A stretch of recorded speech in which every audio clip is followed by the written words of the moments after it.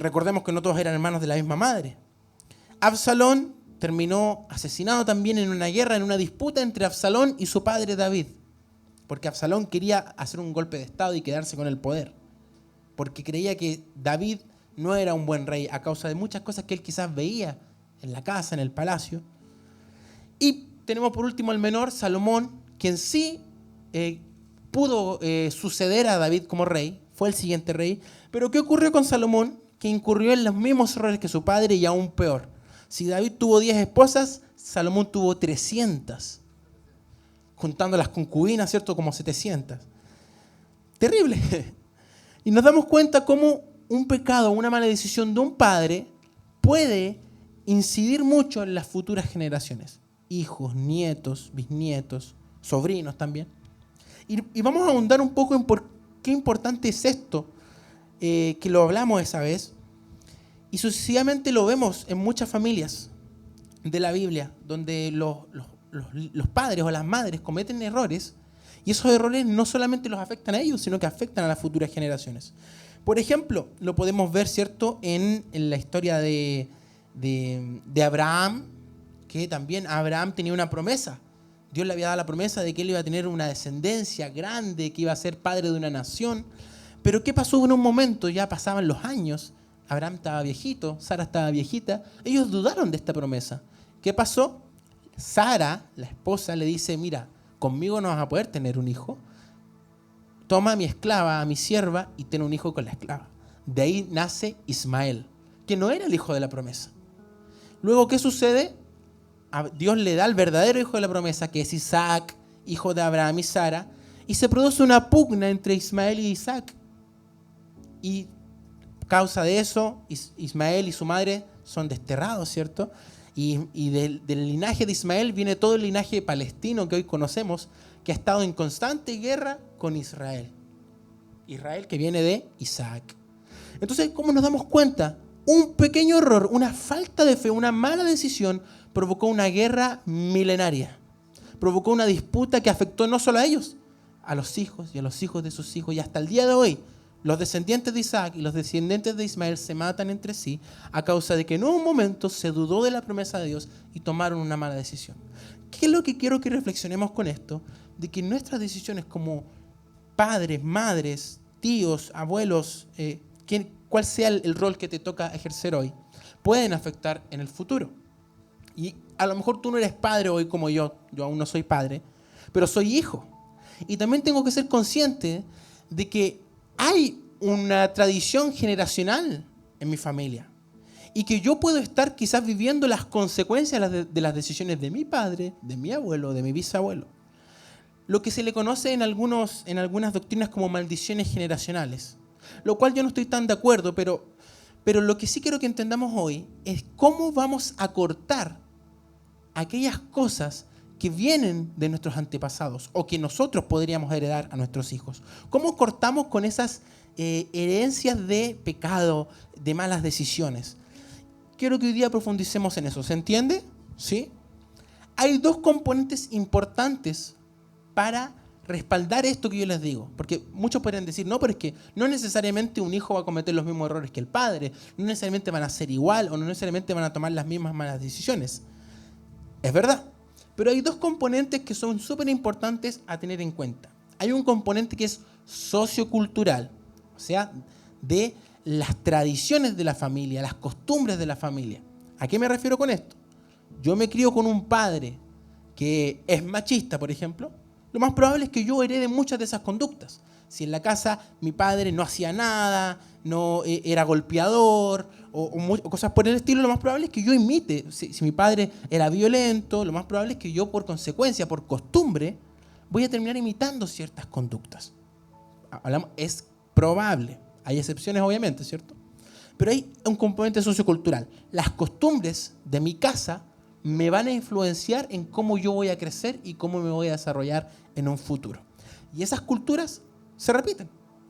Muchas veces vemos familias enteras que el padre era alcohólico y el hijo y el que le siguió, y es un patrón que se sigue repitiendo porque hay costumbres. una costumbre de siempre estar en la mesa con un vasito de vino, con una cerveza o con otros alcoholes más fuertes. Hay una costumbre que es familiar quizás, de que en todas las fiestas se toma, se bebe, y esa costumbre se termina heredando. No quiero entrar en este tema de que si es pecado o no beber, pero eso se va heredando y puede ir traspasándose por las generaciones. Hay un aspecto sociocultural, nuestras costumbres, nuestras tradiciones. El segundo aspecto es biológico. ¿Y a qué me refiero con esto? En que hay cosas que se heredan por genética, por el ADN. Está comprobado que cuando una persona que fue consumidora de algún tipo de sustancia, alcohol o la que sea, el hijo va a tener grandes posibilidades o más vulnerabilidad a ser adicto a esa sustancia. Porque el material genético viene con una carga de ese tipo. O, por otro lado, también hablamos de las enfermedades, ¿cierto? Si uno es diabético, lo más probable es que herede esa diabetes a la próxima generación. Si hay una persona que porta, por ejemplo, el virus VIH, ese virus se va a heredar por medio de la genética. Entonces tenemos dos componentes que influyen en las futuras generaciones. Un componente cultural y un componente biológico. Esto son dos cosas que nosotros tenemos que cuidar entonces, que ponerle ojo. Nuestras costumbres, nuestras tradiciones, cómo nos manejamos nuestro hogar sociocultural, y lo biológico, cómo yo cuido mi cuerpo, qué yo le echo a mi cuerpo, qué cosas estoy consumiendo, porque eso va a influenciar en mis futuras generaciones. Como yo les decía, hay muchos ejemplos en la Biblia de errores o pecados que afectaron a las futuras generaciones. Hablábamos de David, hablábamos de Abraham, y por ejemplo, de Abraham, Ismael y Isaac, conflicto. De los hijos de Isaac, Jacob y Esaú, conflicto entre hermanos. De los hijos de Jacob, los hermanos de José, conflicto entre hermanos. Nos damos cuenta que hay un patrón que se repite. Por causa de que en un inicio hubo un conflicto entre hermanos, ese patrón se fue repitiendo de generación en generación. Quizás por un tema de sociocultural, de costumbre, pero se repitió y causó división en la familia. Las decisiones que tomamos hoy pueden tener consecuencias en nuestra descendencia. La Biblia constantemente habla de la casa, ¿cierto? Uno puede ver en varios pasajes de la Biblia que Dios habla y dice tú y tu casa. O alguna persona en la Biblia dice, Señor, yo y mi casa. Hay varios pasajes donde se repite eso. Y a mí me causó curiosidad esta frase y entré un poco a estudiar, a desentrañar. ¿Qué significa decir yo y mi casa? O tú y tu casa. Y les voy a explicar un poquito en qué contexto se dice, porque se repite varias veces en la Biblia. La frase tú y tu casa, o tú y toda tu casa, aparece repetidamente en la Biblia, porque refleja la forma bíblica de entender la vida, la fe y la responsabilidad.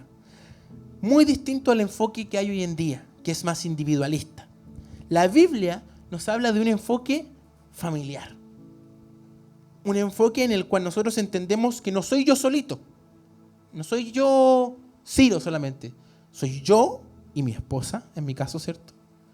En el caso de otro será yo, mi esposa y mis hijos.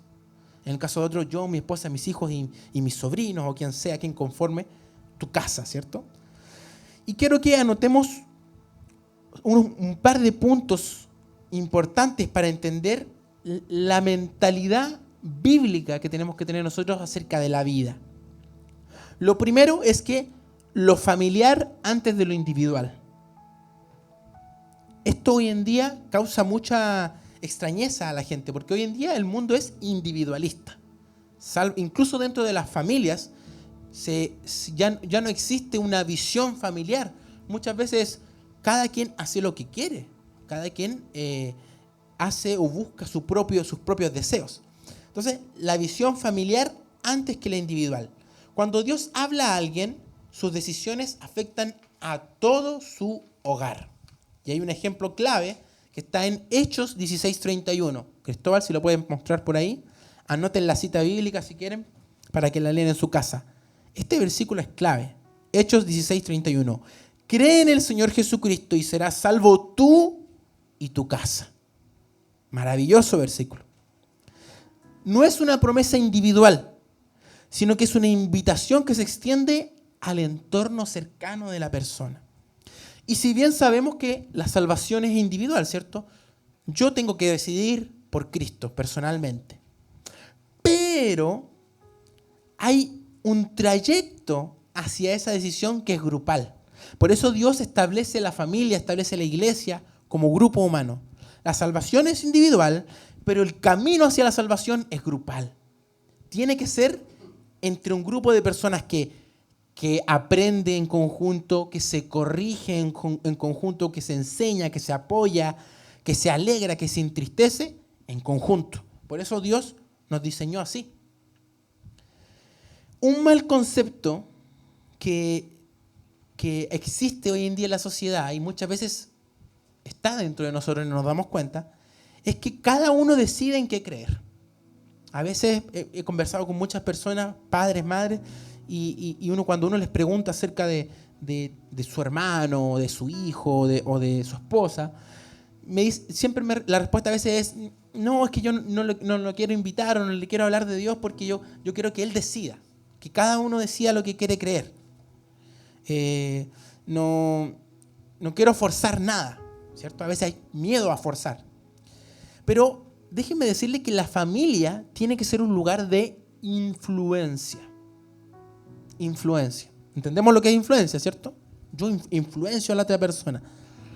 Porque últimamente, ¿qué nos ha enseñado la psicología moderna, la sociedad moderna? Es que no, deja que cada quien tome sus decisiones, deja que cada quien elija lo que quiere creer. Pero la visión bíblica nos habla de que nosotros debemos tener una visión familiar. O sea que el padre y la madre que decidieron conocer a Dios, que decidieron seguir a Cristo, tienen que influenciar a sus hijos o al resto de su familia para que ellos sigan esa visión. No puede ser que yo diga, no, que yo voy a dejar que mi hijo, si quiere ser ateo, si quiere ser budista, musulmán, que haga lo que quiera, que él decida. Que yo he escuchado mucho eso. Tu casa debe ser un lugar de influencia para la gente que les rodea.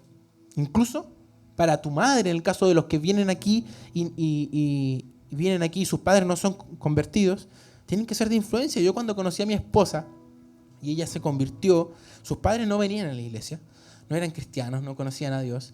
Y yo siempre les repetía, tú tienes que ser de influencia para tus padres. No puede ser que simplemente tú dejes que ellos vayan rumbo a la perdición. Tú debes de influenciarlos. Entonces, nuestra casa, nuestra familia debe ser nuestro primer lugar de influencia. El problema es que las familias han puesto al margen a Dios y no han querido ser de influencia. Como hablaba, ¿cierto?, el pastor Dante en la predica que vimos la otra vez, dejamos a Jesús afuera esperando y abrimos compartimentos. Y no sé si han escuchado esa típica frase que yo he escuchado en muchas familias o en distintos lugares que dicen, no, en esta casa o en esta mesa no se habla ni de política, ni de religión, ni de fútbol. ¿Lo han escuchado? Yo lo he escuchado mucho. ¿Sí? Es típico que están almorzando y alguien a lo mejor quiere tocar el tema de religión. No, en esta mesa no se habla ni de religión, ni de política, ni de fútbol, porque es puras peleas. Y esa frase, que está disfrazada de un querer mantener la calma, la paz de la mesa, lo que ha hecho es que dejemos a Dios fuera de la familia. Y no hablemos nunca de espiritualidad, de la verdad de Jesús, porque queremos mantener una aparente tranquilidad y no queremos que nuestra familia sea un lugar de influencia. Lamentablemente, al dejar a Dios fuera de tu casa, estás siendo de influencia igual, pero una mala influencia. Una influencia negativa que terminará alejando a toda tu casa de Dios. Porque, como decía el versículo, si crees en el Señor Jesucristo, serás salvo tú y tu casa. Pero eso es que tú influyes a tu casa. Si tú decides dejar a Dios fuera de tu casa, créeme que no vas a ser salvo tú y tu casa. La sociedad nos hizo creer que era mejor y más fácil que cada quien en la casa tomara su propio camino, sus propias decisiones y escogieran en qué creer. Cuando en realidad es tu obligación como mamá, como papá, como tío, como abuelo, como abuela, implantar una visión. Por eso es que la Biblia se habla mucho de ser cabeza de hogar. La cabeza, ¿cierto?, dirige al cuerpo, da las direcciones, si quiero levantar un brazo, todas las órdenes salen de aquí. En la familia ocurre lo mismo. Cuando hay una cabeza, los padres en este caso, deben implantar una visión. Hijo, nosotros vamos a orar antes de comer los alimentos. Hijo, nosotros cada vez que nos vayamos a dormir vamos a tener un tiempo de oración. O los días sábados nos vamos a ocupar de leer una historia de la Biblia, etc. Eso es implantar una visión. En esta casa se va a escuchar cierto tipo de música o vamos a consumir cierto tipo de contenido. Eso es implantar una visión. Eso es ser de influencia. Porque si no lo somos, tarde o temprano cada quien tomará un rumbo distinto y se alejarán de Dios. Lo cual nos lleva al punto 2. Primero hablamos de una mentalidad familiar y no individual. No es me salvo yo solo. La cosa no es yo voy a la iglesia, el resto de mi familia que se vayan al infierno. No funciona así. No debería funcionar así. Si nosotros queremos ser salvos, deberíamos querer que toda nuestra familia sea salva. Punto 1. Punto 2, autoridad espiritual del jefe de hogar. Y esto está muy en tela de juicio hoy en día.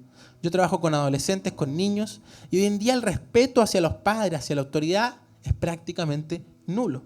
A causa de todo esto que yo les vengo hablando, de que hoy en día es que déjalos ser, que crean lo que quieran creer, que hagan lo que quieran. Ese tipo de crianza que ha provocado un socavamiento de la autoridad y de la autoridad espiritual.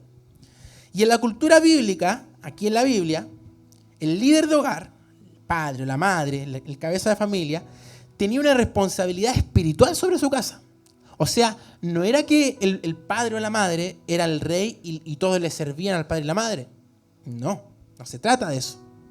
Después se empezó a torcer la cosa y pensamos que era así. El que era cabeza de familia tenía una responsabilidad, no solo de cuidarlos, de protegerlos físicamente, ¿cierto? De cuidar la casa, de que no vengan a robar, ¿cierto? Etcétera. Sino de protegerlos espiritualmente. O sea, un padre, una madre, un cabeza de hogar tiene que estar lleno de palabra, lleno del Espíritu Santo para proteger a su familia, a sus hijos que van a tener momentos de depresión, momentos de no saber qué hacer, momentos de dudas, momentos de etcétera, para proteger a su esposa cuando su esposa esté débil, cuando su esposa esté mal, o al esposo cuando el esposo esté deprimido, cuando el esposo esté mal. Los que están en la cabeza tienen una responsabilidad espiritual sobre su casa. Por eso es que cuando esa persona, este líder espiritual, cree, obedece y se aparta del mal, a causa de esto viene la bendición a su casa. Pero hay cosas que este líder tiene que hacer. Creer, obedecer y apartarse del mal. Porque han habido muchos líderes que dicen que creen en Dios, pero no obedecen y no se apartan del mal. Y a causa de eso, la bendición no va a llegar a su hogar. Si tenemos un hombre que va a la iglesia, que dice que cree al Señor, que le sirve incluso, pero no obedece lo que dice su palabra y por ende no se aparta del mal, o sea, le es infiel a su esposa, o es violento, o roba, o lo que sea, no se aparta del mal, la bendición no va a llegar a su casa. Tarde o temprano esa casa se va a destruir a causa de ese pecado, como le pasó a David. Se va a destruir tarde o temprano. Los hijos van a pelear con los hijos se van a rebelar contra los padres, porque es cuando creemos, obedecemos y nos apartamos del mal, que entonces la bendición llega a nuestra casa y nuestros hijos crecen con la visión clara de un líder que es consecuente, de un líder que no solo dice con su boca, sino que hace lo bueno. ¿Me están siguiendo? Hay un ejemplo claro en la Biblia y es el ejemplo de Josué. Josué 24:15 dice, hay un momento clímax en el pueblo de Israel y Josué se para enfrente del pueblo, el pueblo que no sabe qué hacer, que dice, volvamos a Egipto, sigamos otros dioses, el Señor nos abandonó, el pueblo está rebelándose, quejándose, y Josué se para enfrente y dice, ustedes elijan qué hacer, pero yo y mi casa serviremos a Jehová. Ahí tenemos un líder de verdad, un cabeza, un líder espiritual, plantándose y diciendo, yo voy, y mis hijos, y mi esposa, y toda la gente que rodea mi casa, vamos a servir a Jehová.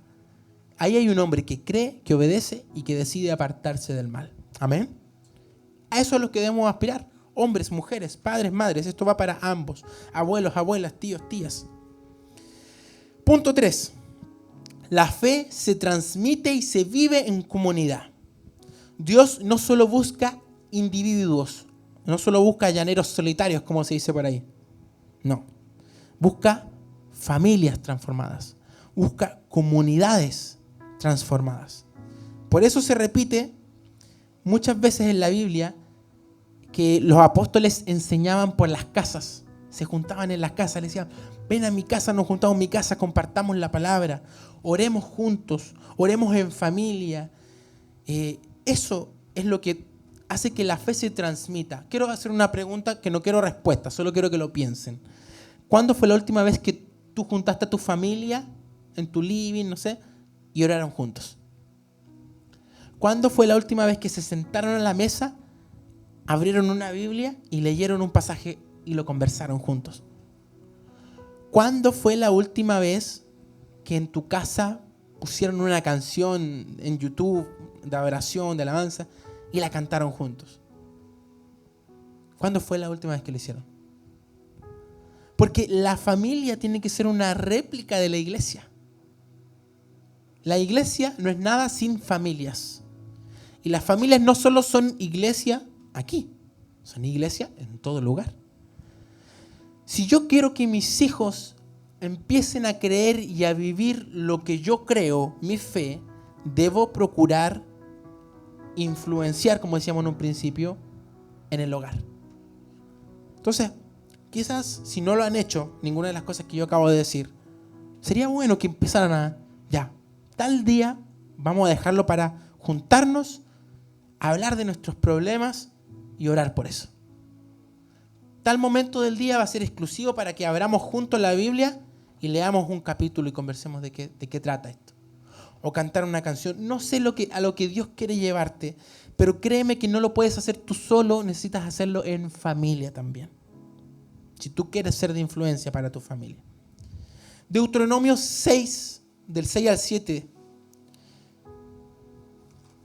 Lo tengo por aquí.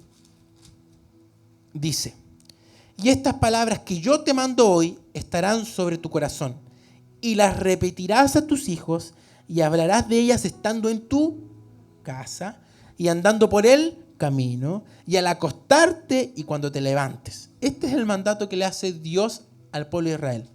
Dice, estas palabras que yo te estoy dando, estas palabras que están aquí, tú se las vas a transmitir a tus hijos, dice. ¿Cierto? Y dice, primero, estarán en tu corazón. ¡Wow!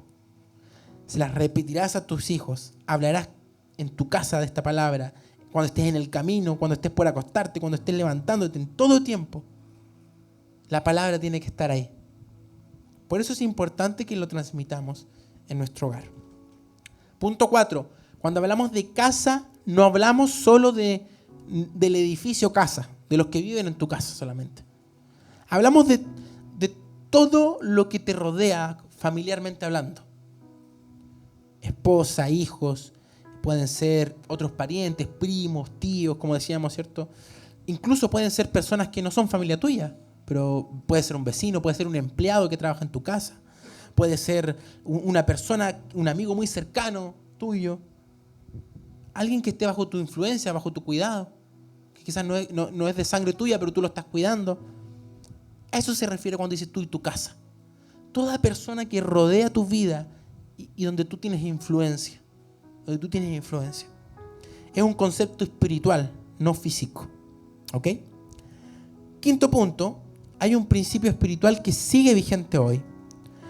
Aunque cada persona responde personalmente ante Dios, como decíamos al principio, cada uno es responsable de sus actos, este principio sigue siendo poderoso. Una persona que está alineada con Dios puede abrir camino de bendición para su hogar.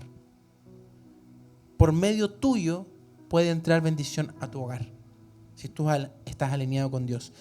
No es salvación automática, pero sí tú puedes ser de influencia para que tu familia se salve. ¿Qué ocurre cuando lamentablemente ya estamos viviendo las consecuencias de nuestras malas decisiones? ¿Qué pasa? Todo esto que acabamos de hablar forman el ideal de cómo nosotros deberíamos vivir en nuestra familia. influenciando nuestra familia, protegiéndonos, cubriéndonos espiritualmente, orando. Eso, así deberíamos funcionar. Pero ¿qué pasa si de mi papá para atrás nunca hubo eso? Y ahora yo estoy pagando las consecuencias. O quizás yo mismo crié a mis hijos no de esta manera y ahora mi hijo es tan rebelde, mi hijo está no sé. ¿Cómo lo hago? Vamos a ver una historia muy poderosa que nos habla de un hombre que tenía toda una ascendencia para arriba, unos padres, unos abuelos terribles, malos. Pero él cortó con esa cadena generacional y dijo: hasta aquí, basta, yo no quiero seguir con el mismo ejemplo de mi padre, de mi abuelo, no quiero pagar las consecuencias de su pecado, yo quiero hacer las cosas bien. Y esta es la historia de un rey que está en la Biblia, y es el rey Josías. ¿Ya? Ahí anote el nombre para que no se lo olvide. El rey Josías. Este rey es muy particular. Este rey subió al trono cuando apenas tenía 8 años. ¡Wow! 8 años. ¿Quién tiene 8 años aquí? ¿El Sami cuántos años tiene? ¿Alguien sabe? 6 tiene el Samuel. Sí, como 6, 7 tiene el Sami. Está por ahí. Imagínense un niñito como el Samuel que le dan la responsabilidad de ser rey de una nación. ¿Se imaginan? Difícil, ¿no? Y este rey Josías tenía un padre que se llamaba Amón y un bisabuelo que se llamaba Manasés. Los dos fueron reyes y fueron de los peores reyes que tuvo Israel. Les voy a contar un poquito qué hicieron estos tipos. Manasés, la historia lo define como que un rey peor que los reyes de los pueblos paganos. Destacó ¿por qué? Por ser idólatra en extremo, poniendo ídolos hasta dentro del templo de Dios. Hacía sacrificios humanos, hechicería, mató inocentes y arrastró a toda la nación hacia sus pecados. O sea, obligó a todo el pueblo a que fuera idólatra. Ese fue el abuelo Manasés. El papá de Josías, Amón, hizo lo mismo que el abuelo, pero peor. Si mató a 5 Manasés, Amón mató a 10 más. Y así sucesivamente. Hizo lo mismo que el padre, pero peor. Y a causa de esto, Amón no alcanzó a reinar mucho tiempo, murió joven, y por eso Josías tuvo que asumir como rey con 8 años. Entonces, tanto el padre de Josías como su abuelo hicieron lo malo delante de los ojos de Jehová. Pero no solamente lo malo, lo requete contra malo delante de los ojos de Jehová. Trayendo idolatría, corrupción a todo el pueblo. Pero sin embargo, Josías fue diferente. Y vamos a ver qué es lo que hizo Josías diferente para cortar con esta herencia de maldición. Imagínense, un padre que sacrificaba a personas humanas, que adoraba a otros ídolos de oro, ídolos por todos lados, había ídolos. Lo más probable, lo que nos diría la ciencia, la sociología, es que el hijo repitiera lo mismo que el padre. Así como Amón repitió lo mismo que Manasés, ¿cierto? Pero hubo algo en Josías, algo que cambió la historia de una nación. Y vamos a leer 2 de Reyes 22:1, que está por ahí, que nos cuenta un poco esta historia. Si ustedes quieren instruirse esto, vaya al libro de Reyes o de Crónicas. Dice: de 8 años era Josías cuando comenzó a reinar, y reinó en Jerusalén 31 años, e hizo lo recto ante los ojos de Jehová. Ya empezamos con algo distinto. Este rey Josías, al contrario de sus padres y su abuelo, hizo lo recto delante de los ojos de Jehová. ¿Qué fue lo que marcó la diferencia? ¿Y qué fue lo que transformó su vida? Y no solo la de él, la de toda la nación de Israel. Vamos a ver aquí. Lo primero, desde niño buscó a Dios con un corazón puro, demostrando que no importa la edad cuando hay deseo de agradar a Dios. Y ese deseo personal él lo traspasó a su familia y a una nación entera. 8 añitos tenía y él dijo: yo no quiero nada con los ídolos que demandan sacrificio humano, con estos ídolos falsos. Yo voy a seguir al Dios de Abraham, al Dios de Isaac. Eso dijo Josías. Yo voy a seguir solo a Dios de todo corazón. Y lo buscó. Lo primero, buscar a Dios con un corazón sincero. Segundo, lo primero que hace Josías apenas tiene la autoridad, dice que limpia el templo, destruye la idolatría, saca todos los ídolos que metieron sus padres dentro del templo sagrado y lo limpió. Y dice, comenzó a buscar al Dios de David. A los 20 años empezó una reforma espiritual en toda Judá. Derribó los altares de Baal, destruyó las imágenes de Acera, que eran dioses que había en ese tiempo, y limpió el templo de ídolos falsos. Segunda de Crónicas 34, 3 al 5 nos cuenta esto. Dice, y quitó los lugares altos, y quebró las imágenes, y destruyó los ídolos, y limpió Judá y Jerusalén. Hizo una limpieza de la ciudad, a los Bukele, como podrían decir por ahí. O sea, tomó todos estos altares, todas estas cosas que eran malas para el pueblo de Dios, idólatras, y las destruyó todas. Hizo una reforma. Esto muestra el valor espiritual que tuvo Josías, porque se levantó en contra de las tradiciones de su padre y de su abuelo, en contra de lo que ellos hacían y lo que sus padres consideraban que era bueno. Él se levantó en contra de eso, porque sabía que no estaba bien, con tal de restaurar al pueblo. Limpió el templo, limpió la nación.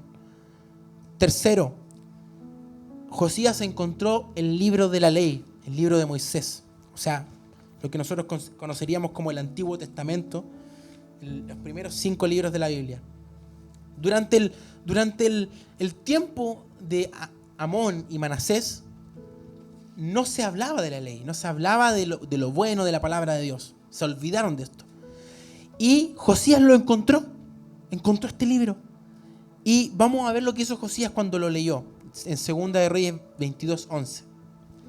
Cuando el rey Josías oyó las palabras del libro de la ley, dice, rasgó sus vestidos, porque se dio cuenta que ellos no estaban haciendo nada de lo que Dios le había enseñado.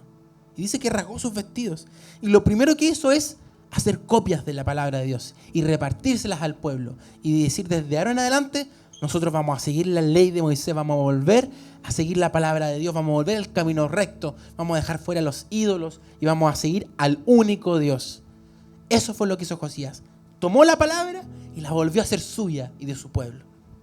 Cuarto, Josías reconoció el pecado de la nación. Cuando leemos ahí que dice que rasgó sus vestiduras, ese era un acto muy típico en la antigüedad, que hablaba de deshonra, que hablaba de humillación. Y muchas veces tú vas a leer en la Biblia que muchos hombres de Dios lo hicieron, cuando pasaron momentos de crisis, momentos donde ellos tenían que reconocer un pecado, o reconocer que habían fallado, reconocer que estaban mal delante de Dios, ellos rasgaban sus vestiduras. Y eso fue lo que Josías hizo.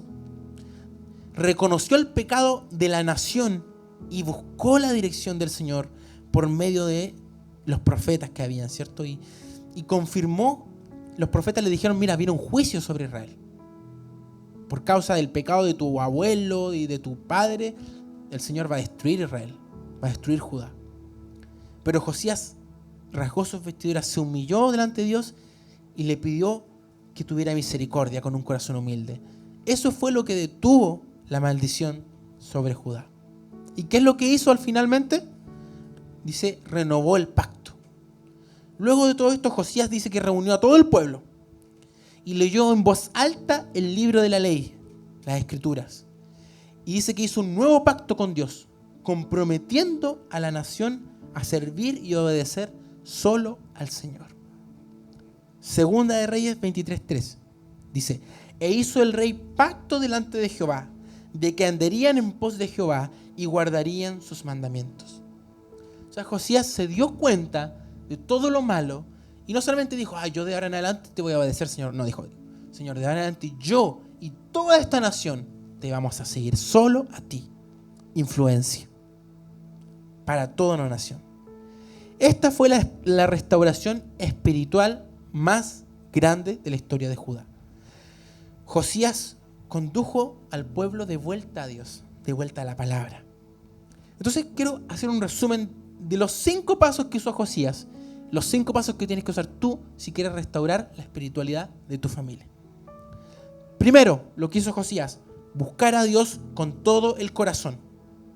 No importa la edad, claramente. No importa tu nivel de conocimiento de la palabra. Josías con 8 años dudo que haya sabido mucho. De hecho, no había encontrado el libro, la Biblia hasta ese momento. No importa nada. Si tú quieres buscar a Dios de todo corazón, eso es lo primero que debes hacer.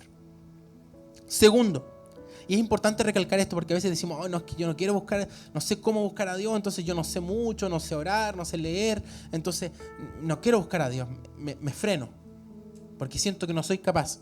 A Dios no le importa eso. A Dios lo único que le interesa es un corazón sincero, lo primero. Segundo, así como Josías limpió el templo y limpió la nación, limpia tu vida y tu casa de todo lo que te contamina, de todo lo que no le agrada a Dios. Y esto es difícil. Yo siempre cuando me tocan, muchas veces madres o padres se acercan a mí, como yo trabajo harto con jóvenes, y me preguntan, ¿qué podemos hacer? Para mi hijo está como alejándose de Dios. Y yo, una de las primeras cosas que le digo, bueno, tenga ojo con lo que consume su hijo. Música, videos, juegos, películas, series. Porque yo partí así. La música que partí escuchando me empezó a influenciar y me empezó a alejar de él. Entonces, cuando hablamos de limpiar hoy en día, claramente quizás ya no tenemos ídolos en nuestra casa, salvo que tengas un Buda por ahí, un gatito, al tiro, sáquelo. Salvo que tenga ahí un santito por ahí. Pero quiero ir hoy día más profundo. No solo en las cosas físicas que podemos ver, que quizás vemos y sabemos que están mal. Si vas a tener una cruz invertida en tu casa, obviamente está mal.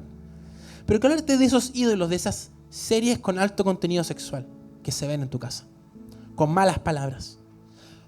Música que se escucha en tu casa que habla de violencia, que habla de drogas, que habla de lo que sea.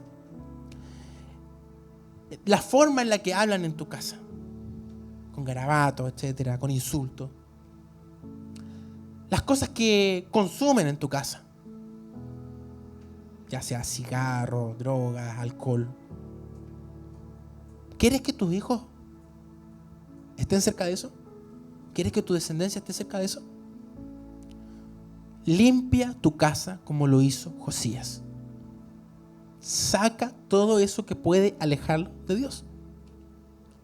Y te lo digo, nosotros con mi esposa lo hemos hecho también. De repente nosotros somos muy buenos para ver series de Netflix o incluso anime, que nos gusta harto el anime también. Y de repente nos dimos cuenta, ¿nos gustaría que nuestro hijo viera esto? Nosotros no somos padres todavía. Pero como que el Señor nos confrontó en un momento. Y le habló primero a mi esposa. Y mi esposa me dijo, mira, ¿sabes qué? Esto yo no querría que lo viera mi hijo. Y le dije, tiene razón. No lo veamos. Me gustan las películas de guerra, cosas así, pero a veces uno tiene que sacrificar lo que quizás te guste y lo que quizás no es un pecado. Pero si tú quieres cuidar tu entorno espiritual, familiar, tienes que hacer sacrificios, tienes que limpiar tu casa. Y eso a todo nivel, como les digo, música, series, películas, tu forma de hablar, tu forma de tratarte entre sí, con tu esposa, con tus hijos, con lo que sea. Los temas de conversación, todo eso, límpialo, como lo hizo Josías. Tercer punto. Primero era buscar a Dios. Segundo, limpiar la casa. Tercero, atesora la palabra. Josías encontró el libro de la ley y dice que se sorprendió con lo que leyó ahí, lo que encontró ahí. Dijo, de ahora en adelante esto lo vamos a leer. Todo el pueblo lo tiene que leer, lo tiene que conocer y lo vamos a seguir, lo vamos a obedecer. No solamente lo vamos a leer, sino que lo vamos a obedecer. Atesora la palabra. Como decía el versículo de Deuteronomio, de día, de noche, al despertarme y al acostarme, en mi corazón estará este libro de la ley, esta palabra. Eso también es importante. Porque ¿cómo le voy a enseñar yo a mi hijo lo que es bueno y lo que es malo si no conozco la palabra? Hay muchas cosas de las cuales a veces los hijos nos van a preguntar. A mí me pasa porque los niños a veces en el colegio me preguntan cosas y yo quedo para adentro con lo que me preguntan. Y yo creo que a los que son papás ya les ha pasado quizás, o les va a pasar, que van a quedar para adentro con algunas preguntas. Que los niños a veces son increíbles con sus preguntas. Y tú vas a tener que saber cómo responder. Y qué mejor instructivo que la palabra de Dios. Amén. Cuarto punto. Quebranta tu corazón, como lo hizo Josías, que rasgó sus vestiduras. Obviamente no vamos a rasgar quizás nuestras vestiduras hoy, porque la ropa sale cara. Pero sí quiero que quebrantes tu corazón. Porque de hecho los fariseos rasgaban a veces sus vestiduras, pero no quebrantaban su corazón. Nosotros tenemos que procurar quebrantar nuestro corazón. ¿Qué significa quebrantar el corazón? Dirán ustedes. Significa reconocer tus pecados. Y no solo los tuyos, los de toda tu familia. Porque eso fue lo que hizo Josías. Lo leímos, ¿cierto? Dice, reconoció los pecados de él y de toda la nación. O sea, Josías dijo, yo pongo el pecho por mis pecados y por los de todo mi pueblo. Por los de mi padre, por los de mi abuelo que hicieron cosas terribles. Quebrantar tu corazón va a significar que tú te pongas de rodillas delante de Dios y digas, Señor, reconozco esto que yo he hecho mal. Pero también te reconozco que quizás mi padre hizo esto mal. Te pido perdón por lo que mi abuelo hizo mal. Te pido perdón por las cosas que mi esposa ha hecho mal, que mis hijos han hecho mal. Yo pongo el pecho por todas esas cosas. Señor, te necesitamos. Si mi padre fue un maltratador, si mi madre fue infiel, si mis hijos ahora están haciendo lo malo, Señor, yo hoy reconozco que te necesitamos. Quebranto mi corazón. Reconozco nuestro pecado como familia, como matrimonio. Reconocemos que hemos fallado, te necesitamos. Eso es quebrantar el corazón. No solo reconocer tus propios pecados, sino los de todo tu linaje, para que así quedes libre de todo lo que quizás te dañó. A lo mejor hay mucha gente que las dañó su padre, su abuelo, su madre, y están dañados por causa de ese pecado. Y quizás, a lo mejor tú hoy en día no repites esos mismos pecados, pero vives con un rencor, vives con una tristeza en contra de tu padre, de tu abuelo que hizo tal cosa. Por eso es necesario que quebrantemos nuestro corazón, para perdonar, para olvidar y hacer como dice, un borrón y cuenta nueva en nuestra vida. Para que nuestra historia no la definan los pecados de nuestros antecesores, de nuestros padres, de nuestros abuelos. Se hace un corte. ¿Y por qué es tan importante esto, hermanos? Porque nosotros con mi esposa lo vemos tanto, donde ella trabaja, las maldiciones generacionales, ¿cómo van? Abuelos abusadores, padres abusadores, niños abusadores. Uno lo ve, es terrible. El niñito abusa a un compañerito en el colegio porque él fue abusado por su padre y su padre fue abusado por su abuelo, y así sucesivamente. O vemos generaciones de personas maltratadores, como decía, personas adictas, porque nadie ha decidido cortar con esa maldición de pecado, con esas costumbres malas, dañinas. Familias donde siempre hay un alcohólico, donde hay un adicto, donde hay una infidelidad. Familias donde, generación que tú mires, ha habido una infidelidad, ha habido un hijo por fuera y se rompe la familia. Es el momento que, como Josías, nos paramos y decimos, hasta aquí. Perdón, Señor, por todo lo que hicieron mis padres atrás, o lo que yo mismo quizás hice años atrás. Pero de ahora en adelante yo y mis futuras generaciones queremos servirte a ti. Y no queremos volver a lo mismo. Eso es quebrantar tu corazón. Y por último, tú renuevas tu pacto, como lo hizo Josías. Un compromiso personal y familiar, como dijo Josué. Yo y mi casa te servimos, Señor. Señor, quizás de aquí para atrás lo hemos hecho todo mal, pero de ahora en adelante, Señor, nosotros queremos hacer las cosas de una forma distinta. Nunca es tarde. No importa si ya tienes hijos grandes, si incluso ya eres abuelo, no importa. Nunca es tarde para decidir seguir a Cristo e implantar una visión en tu familia. Eso es a lo que tenemos que aspirar, a hacer lo que hizo Josías y restaurarnos no solo a nosotros, sino a todos los que nos rodean, como Él lo hizo con toda una nación. Amén. Quiero invitarte a que tomes el desafío de hacer estas 5 cosas. Buscar a Dios de corazón, limpiar tu vida y tu casa, atesorar la palabra, quebrantar tu corazón y renovar tu pacto. Eso fue lo que hizo Josías. Eso fue. Y eso es lo que yo te invito a que hagas hoy, para cubrir tu casa, tu hogar, tu familia. la vida de tus futuras generaciones, de tus hijos que aún no tienes, de tus nietos que aún no tienes, pero que vendrán. Y que hay una responsabilidad en ti como padre, como madre, en qué les vas a heredar a esas futuras generaciones. ¿Qué herencia espiritual les vas a dejar? Porque les podríamos dejar una casa, auto, mucho dinero, pero si no le heredamos lo más importante, no vale nada. La mejor herencia que puedes dejar es que busquen a Dios, que amen su palabra, que quebranten su corazón y que tengan un pacto con Dios. Eso es lo que vale. Eso es lo que vale al final del día. Eso es lo que Dios quiere de las familias. Y como dice la palabra, si tú implantas esta visión a tus hijos desde que son pequeños, desde que son jóvenes, lo instruyes en su camino, aunque fuere grande, no se apartará de él. Aunque en algún momento tengan su desliz, como yo lo tuve.